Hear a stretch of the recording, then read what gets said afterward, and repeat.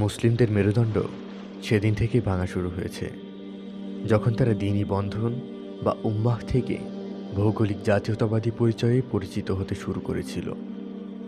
উপনিবেশিক শক্তিগুলো তাদের বিশাল মুসলিম জনপদ দখল করে শোষণ, শাসন আর লুণ্ঠন শেষ করে ফিরে যাওয়ার সময় মানচিত্রের ওপর স্কেল টেনে টেনে ভূমিগুলোকে খণ্ড খণ্ড করে বলেছে, এই নাও স্বাধীনতা, আর এসব তোমার দেশ।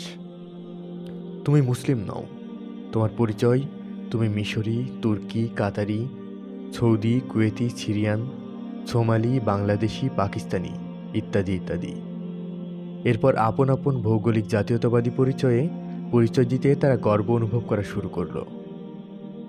নিজ দেশ জাতিকে অর্থে অস্ত্রে শক্তিশালী করল। তারপর জাতীয় অহংকারে তার চেয়ে দুর্বল জাতিকে অবজ্ঞা করা শুরু করল। পাকিস্তানিদের অহংয়ে সেদিন সবচেয়ে বেশি লেগেছিল, যখন একজন বাঙালির প্রধানমন্ত্রী হওয়ার সম্ভাবনা তৈরি হয়েছিল, যে হবে দুই পাকিস্তানের শাসক। অহংকারের বশে পশ্চিম পাকিস্তানিরা সেটা মেনে নিতে পারেনি। তারা পূর্ব পাকিস্তানের বাঙালিদের ওপর হিংস্র হায়নার মতো ঝাঁপিয়ে পড়েছিল। এই অহংকারের নাম জাতীয়তাবাদ। আরবিতে এটাকে বলে আসাবিয়াত। আবু দাউদ শরীফের হাদিসে হজরত ওয়াসিলা ইবনে আসকার রাদিয়াল্লাহু তাআলা আনহু বলেন, একদিন আমি জিজ্ঞেস করলাম, ইয়া রাসূলাল্লাহ, আসাবিয়াত কি? তিনি বললেন, অন্যায় কাজে তোমার স্বজাতিকে সাহায্য করা।